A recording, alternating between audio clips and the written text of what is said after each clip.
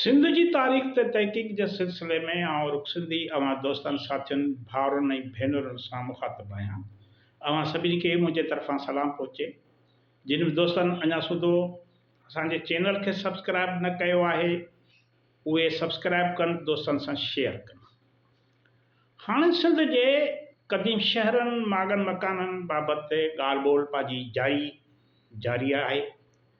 इन हवाले सां अॼु हिकिड़ो अहम शहर आहे, क़दीम शहर आहे, मशहूरु शहर आहे, अॼु बि मशहूरु आहे। उहो आहे सन शहर।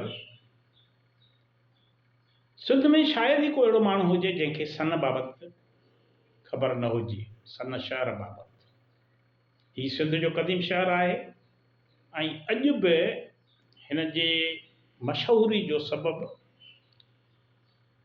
साईं जी एम सैद सिंध क़ौमी तहरीक जो जेको सरबराह बानीकार, उन जे नाले सां सन जी सुञाणप मौजूदु आहे। जॾहिं त तारीख़ जे मुख़्तलिफ़ दौरनि में सन जी पंहिंजी बि सुञाणप रही आहे। छाजे करे जो ही हिकु त सिंधु दरिया ते पुराणो बंदर हुयो ऐं ॿियो हिन शहर मां अहिड़ा किरदार पैदा थिया जिन सिंध जे वहदत लाइ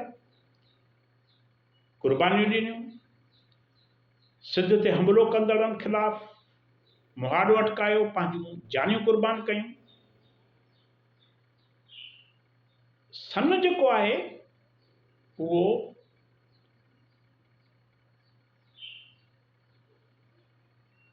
सिंधु दरिया जे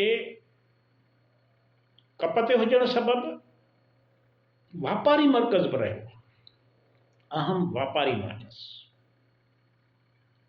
हाणे सन तां जेको पतन आहे उहो उनखे ज़िले लाशाह सां ॻंढे थो। मेहरापुर शहर आहे, सकरंड, मेहरापुर, इतां मतिलबु सन ॾांहुं अच वञ माण्हुनि जी जारी रहंदी हुई, अॼु बि जारी आहे। माण्हू ॿेड़ियुनि रस्ते वापारु कंदा आहिनि। हाणे जेका नए रनी कोट आहे, जंहिंखे नए मुंहन बि सॾियो वियो आहे, नए मुंहन, उनखे क़दीम वक़्त खां असल में नए सन बि सॾियो वेंदो आहे। हीअ नए सन जे शहर जे निस्बत सां मशहूरु आहे ऐं ही सदियुनि खां, ही किलो सदियुनि खां मौजूदु आहे। ही नए सन जी क़दामत ज़ाहिर करे थी त इहा नए सिंधु दरिया में सन वटां जी छोड़ कंदी आहे। हिन नए जो जेको पाणी आहे एॾे तेज़ वहिकिरे ऐं शोर सां सिंधु दरिया में दाख़िल थींदो आहे जो जबलनि तां आंदल पथर दरिया जे ॿिए पार पहुचाए छॾींदो आहे। ॿुधायो वञे थो त माज़ीअ में ही नए शींहं बि लोड़े ईंदी। हाणे हिन जो मथां खां जॾहिं पाणी लहंदो हुयो, उनजो एॾो तेज़ वहिकिरो हूंदो हो जो जेकॾहिं को शींहं बि हिन जे वहिकिरे जे आॾो अची वेंदो हो त उहो बि लुड़ी अची सिंधु दरिया में पवंदो हुयो। हाणे सन जो शहर 7वीं सदी ईसवीअ में सन बंदर तौरु मशहूरु रहियो। आम तरह सन जी जेका आहे क़दामत आहे उहा सेवण जे बराबरि लेखी वेंदी आहे। रनीकोट आहे, उन बाबति बि मुख़्तलिफ़ मुहक़िक़नि जो जेको रायो आहे त ही रोवण कोट आहे, राणी कोट आहे ऐं नए रनीकोट जे नाले सां बि मशहूरु आहे। पर हिन कोट जी निस्बत नए रनी जे नाले सां रनीकोट सॾी वई आहे। रनी ही जेको लफ़्ज़ आहे उहो उनजो मतिलबु आहे पाणी। माना क़दीम पहलवी जेका ज़बान आहे उन में रान पाणीअ खे चइबो आहे। रनी मीन्स उहो कोट जेको पाणीअ जे वहिकिरे जे भरिसां हुजे, इन करे हिन ते रनी कोट ते नालो ई जेको हो पाणीअ जे निस्बत सां रनी कोट पइजी वियो। हाणे रनी कोट जे उभरंदे दरवाज़े खे सन दरवाज़ो सॾियो वेंदो आहे। हाणे इहो माना साबित करे थो त सन शहर जेको आहे उहो मुख़्तलिफ़ सदियुनि खां आबाद आहे। मुग़लनि जे दौर में जेको सेवण जो परगिणो हुयो, इंतिज़ामी परगिणो हो, उन में सन जी वॾी अहमियत हुई। सेवण खां पोइ वॾे में वॾो इंतिज़ामी परगिणो सन हुयो, जिते मुग़लनि जा वरी गवर्नर अची रहंदा हुया। सिंध जा जेके मुजाहिद हूंदा उहे हमले आवरण सां मुहाॾो अटकाईंदा हुया, ढल न ॾींदा हुया, संदन हाकिमियत क़बूल न कंदा हुया। से बि सन जा रहाकू हुया। सन अरगूननि जे दौर में हिकिड़ो परगिणो हुयो। अरगूननि जो वॾो मुखालिफ़ शाह हैदर सनाई हुयो, उहो सन जो हुयो। सन जे नाले सां ई शाह हैदर खे सनाई सॾियो वियो। जंहिं शाह बेग अरगून जे मुर्शिद जेको मीरा मोहम्मद महदवी जूनपुरी हुयो, उन जे तसलुत खे क़बूल न कयो। ऐं जॾहिं जूनपुरी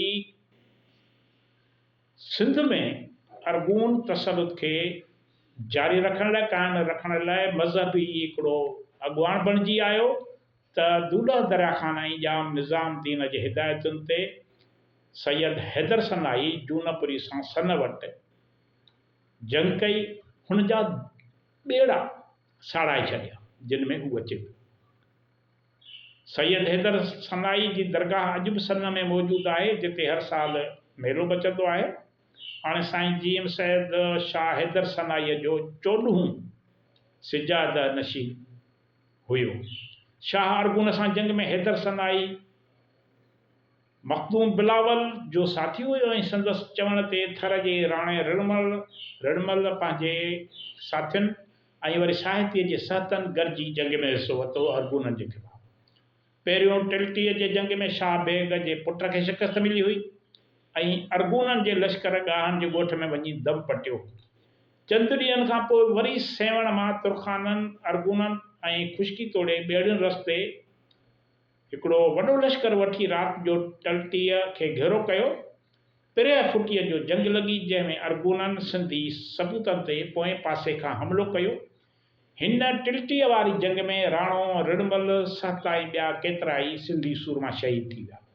हिन जंग खां थोरो अरसो पोइ मखदूम बिलावल खे घाणे में पीड़ायो वियो। सैयद हैदर सनाई मखदूम बिलावल जो दोस्त हुयो, वॾो ख़लीफ़ो बि हुयो। इन करे हिन जंग में सन जे माण्हुनि जो अहम किरदारु रहियो। हाणे सन शहर जा जेके हिंदू हुआ उहे कल्होड़नि जी हुकूमत दौरान ख़ुदाबाद लॾे आया हुआ, जिन जो मुखी ॿिया नूर मोहम्मद कल्होड़ी जो सलाहकार हो। सन जा जेके मलाह आहिनि उहे अवाइली दौर खां वठी सामूंडी वणजारा ऐं भेड़ाइता हुया। समुंड जे वापार सां गॾु सन बंदर ते सुठो वापारु हलंदो, माना हितां ॿेड़ा सन मां ॿेड़ा निकिरी वञी समुंड में पवंदा हुया। सन जा मेमण हिंदू वॾा जेको आहे सो ख़ुशहाल ऐं वापारी माण्हू हुया, जिन जो दुनिया सां वापारु हलंदो हो। हाणे हिन में जेको आहे रबीअ जे फसल में चेट, ॼांबो, सरेह, तूरियो, चणा, मटर इहे सन मां परॾेह मोकिलिया वेंदा हुआ। हाणे सन खे असल में छा आहे त बंदर हुजण करे तमामु अहमियत हासिल, तमामु घणी अहमियत हासिल हुई। काछे मां उठनि ऐं घोड़नि जे जेको रस्ते जेको सामान ईंदो हुओ उहो सन बंदर तां मुख़्तलिफ़ ॿेड़नि मां नार जे मुल्कनि मां मोकिलियो वेंदो हुओ। सन बंदर तां सामूंडी ॿेड़ियुनि ते नार जे मुल्कनि मां अरब सौदागर वठी वेंदा हुआ। इहो माल हितां काछे जा उठ, जिन खे काछी उठ चइबो हो, इहे लस पंध में तिखा थींदा हुया। इन दौर में सिंध जा माण्हू उठनि जा नसुल धारींदा हुआ, सुठा उठ। कंहिं ज़माने में सन में अन्न तोरण जूं पीश जूं छलियूं गुलनि सां ॾाढियूं सुहिणियूं ठहंदियूं हुयूं। वॾा छॿा जिन में पला ऐं मच्छूं ॾिसावर विझी मोकिलिबा हुआ, से बि ठहंदा हुआ। इहे छलियुनि ऐं छॿनि जो वापारु सन खां सखर ऐं शाह बंदर ताईं सिंधूअ जे जेके समूरनि बंदरनि सां ॿेड़ियुनि रस्ते हलंदो हो। पीश जो कमु त वेझी माज़ीअ ताईं बि सन में थींदो रहियो। सन नए जो ज़िक्र असांखे चचनामे में बि आहे, जंहिंमां साबित थिए थो त सन नए क़दीम ज़माने खां वहंदी रही आहे ऐं सन बि उन दौर खां, माना जॾहिं अरबन सिंध ते हमिलो कयो त उन वक़्तु बि सन मौजूदु हुई, सन शहर मौजूदु। चचनामे में ज़िक्र आहे त देबल खां सेवण वञण लाइ हिकु नदी वयल हुई, उन करे कुझु अरसो अरबन जो लश्कर उते तरसी पियो हो। इहा नए दरअसल सन नए हुई, जेका बरसातुनि में नदीअ वांगुरु वहंदी हुई, उन्हनि अरबन सम्झो इहा बि नदी आहे। इहा नए एॾी त छो ई वहंदी, एॾी त तेज़ उनजो वकिरो हूंदो हो जो अरब हुतां टिपी न सघिया। तेसि ताईं इंतज़ारु कंदा रहिया जॾहिं बरसातूं ख़तमु थियूं त हुननि अॻिते पंहिंजी पेशकदमी कई। हाणे मुग़लनि जे दौरे हुकूमत में सन परगिणे में लकीअ खां बुढ़ापुर ऐं उनड़पुर ताईं वारो इलाइक़ो सन जे गवर्नर जे हथ हेठि रहंदो हो। सन जा रहवासी बहादुर ऐं अरड़ा हूंदा हुआ, अॼु बि आहिनि। नादिर शाह जे वक़्त में अहिड़ा तारीख़ी हवाला मिलनि था त ख़ुदि सन में छावनी क़ाइमु हुई ऐं साईं जीर सर जे वालिद जेको हो मोहम्मद शाह, उनजे नज़रदारीअ लाइ पुलिस मुक़ररु हूंदी। माना अंग्रेज़नि जे दौर में बि सन मज़ाहमत जो मर्कज़ हुयो। साईं जीर सर जे वालिद मोहम्मद शाह जेको हुयो, उनजे नज़रदारी लाइ हिते पुलिस मुक़ररु थी अंग्रेज़नि तरफ़ां। अंग्रेज़ दौर में बि सन वापारी मर्कज़ हुयो। सन बंदर ते सनाई मलाहनि खां सवाइ सिंधु दरिया जे ॿियनि केतिरनि ई तड़नि जूं ॿेड़ियूं अची बीहंदियूं हुयूं। के माल खणी ईंदियूं हुयूं, के सन तड़ तां माल खे खणी ॿियनि बंदरनि मां वेंदियूं हुयूं बंदरगाह ॾांहुं। हिकु ज़माने में सन पतण जे पातड़ियुनि जो ख़ासि पतण लाइ 4 ॿेड़ियूं वॾियूं हूंदियूं हुयूं। सिंध जो मशहूरु पतण आहे जेको कंहिं दौर में बंदि न थियो आहे। 1983 में धाड़ेलनि जे दौर में कुझु वक़्त लाइ ही बंदर बंदि थियो ऐं जेको आहे सो दरिया जे पार जेके हूंदा हुआ धाड़ेल हितां हिन पतण खे इस्तेमालु कंदा हुआ।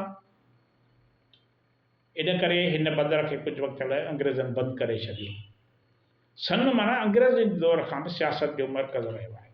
साईं जी एम सैयद महात्मा गांधीअ सां 1921 में सन रेलवे स्टेशन ते 16 सालनि जी उमिरि में मुलाक़ात कई। जॾहिं हितां सन वटि जेका रेल गुज़रंदी हुई, गांधी उन रेल रस्ते अॻिते वञे पियो त साईं जी एम सैयद उन सां वञी मुलाक़ात कई सन स्टेशन ते। ऐं साईं जी एम सैयद गांधी खां मुतासिर थी सन में आॾाणा क़ाइमु कराया जीअं खादीअ जो कपिड़ो ठही सघे। तुर्कनि लाइ 1919 में साईं जी एम सैयद सन मां चंदो बि गॾु करायो। पाकिस्तान ठहण खां अॻु साईं जी एम सैयद कांग्रेस, सिंध अवामी महाज़, मुस्लिम लीग पार्टियुनि सां लाॻापियलु रहियो। सिंध असेंबली में 1943 में पाकिस्तान जो ठहराव मंज़ूर करायो वियो। 1946 में वज़ीर आज़म ऐं लेबर रहण वक़्तु सिंध यूनिवर्सिटी, सिंधी साहत लाइ सलाहकार बोर्ड ऐं ॿिया केतिरा ई इल्मी अदबी इदारा साईं जी एम सैयद क़ाइमु कराया। हाणे सन मुख़्तलिफ़ दौरनि में सिंध जे सियासत जे हवाले सां मशहूरु शहर रहियो आहे ऐं अॼु बि सन सिंध जे सियासत में मर्कज़ मुतहरिक शहर जी हैसियत रखे थो। अव्हां जी वॾी वॾी महिरबानी। ईंदड़ वीडियो ताईं इजाज़त।